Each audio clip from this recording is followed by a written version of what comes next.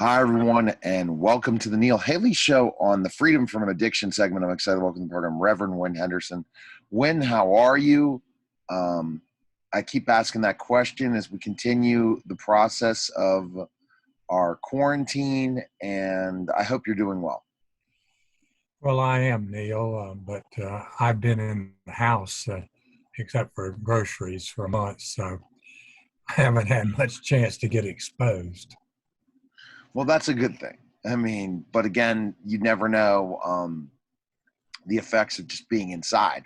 It's good you're staying out, you're only venturing a few times outside. It's a good thing. So, but I'm sure that it'll drain on you if it continues for the entire summer, or you just never know. Well, that's true. There's a lot of anxiety out there in the United States because of sheltering in place, and we've done a program on what to do about that. You can look back on previous programs and get some advice, but it does play with your mental health. All right, let's kind of jump right into our topic for today. We're going to talk about COVID-19, and a Nobel Prize winner says COVID-19 is man-made. What do you think about that? No, that again, we're hearing things regarding that, especially with Wuhan and things like that coming from the Republican side, but it's not been verified yet, even though it's been on Fox News. So what have they heard? I guess this is a scientific fact found by this doctor.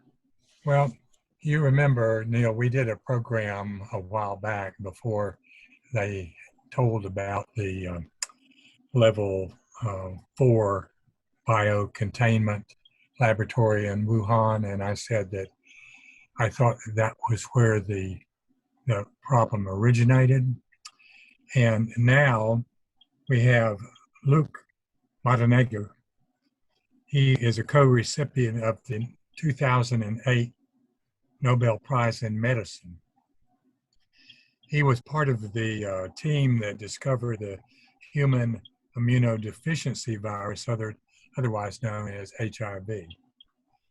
Now, this French virologist has now publicly declared his belief that COVID-19 not only came from that laboratory in Wuhan, but also was created there.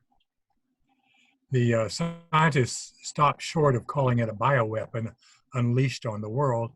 Instead, he surmised that there was some sort of accident, both in the creation and the release.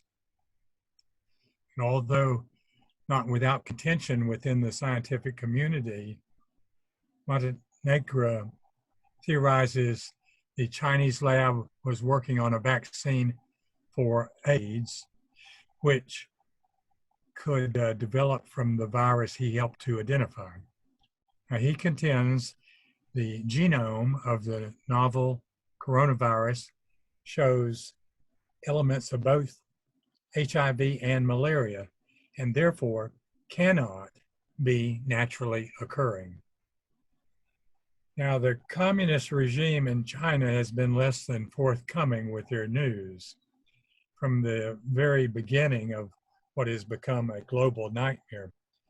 As of yesterday, April 19th, there have been nearly 2.4 million confirmed infections and over 164,000 deaths caused by COVID-19.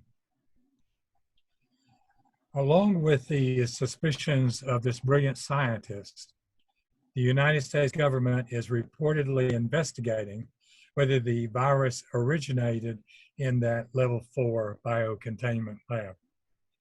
It's quite possible they were working on something as innocuous as a potentially helpful vaccine, but it cannot be entirely discounted that the program was a possible weapon of mass destruction investigation. Oh my gosh.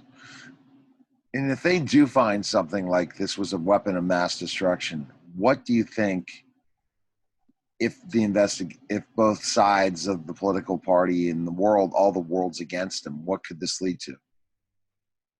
Well, I don't know. That would be tremendously important information, but I don't know that they can do much against China. It's such a big place and so much commerce and everything. They're just going to continue to deny. Wow. All right. Again, this is the Freedom from Addiction segment here on the Neil Haley Show. And this is just something that would be infuriating for you, regardless if it was the search is talking about it was a mistake China made it in a lab, or this was a weapon of mass destruction. The way it's just destroyed this economy and destroyed people's freedom all over the world is terrible. Well, we'll just have to keep following the news and following the investigation and see where it leads to. Absolutely. And people, this is a great quick catch up, but this is what you're trying to do for your fans on Freedom from Addiction, especially because we're doing a simulcast from your podcast and our nationally syndicated programming. Your goal, Winn, is to really provide great information for people that subscribe to the podcast and are always up to date listening to it, right? That's exactly right, Neil. I spend the majority of my free time doing this work and finding out what I can find out and trying to pass it on to people as quickly as I can get it up. All right. And the people can listen to the podcast, especially if you're listening to this nationally syndicated radio show, the Neil Haley Show, on the Total Media Network all over the world, on multiple internet radio stations, terrestrial radio stations, and podcasting sites. But for you, the best way we can find information is going to subscribe to the podcast is go to where? Well, the subscription to the podcast you can find at www.freedomfromaddiction.libsyn.com. And it'll take you to the most recent program, and then you can scroll down through scores and scores and scores of programs to find the one that you're interested in. Fantastic. Or go to RevWinnHendersonMD.com and go ahead and download one book that is available right now, but soon you'll have 2 books for free for a limited time available at your website. Absolutely. All right. Well, and then subscribe. Make sure you hit that subscribe, like button for Winn's YouTube channel as well if you're tuning in on YouTube, because again, he constantly is thinking of his audience, and he's thinking of providing stuff that's not the noise that you see on the news, right, or watch on the news. Absolutely. All right, Winn. Take care. Let me say one more thing. My mission or purpose in life is to spread a message that there is a cure for all addictive behaviors. And this is a spiritual cure, and the treatment program is profiled in my book, Freedom from Addiction, and then the number 3. It's available on Amazon and wherever books are sold.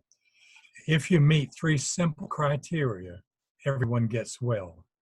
So that's some hope for anyone who is suffering from any of the 30 plus different types of addictive behaviors.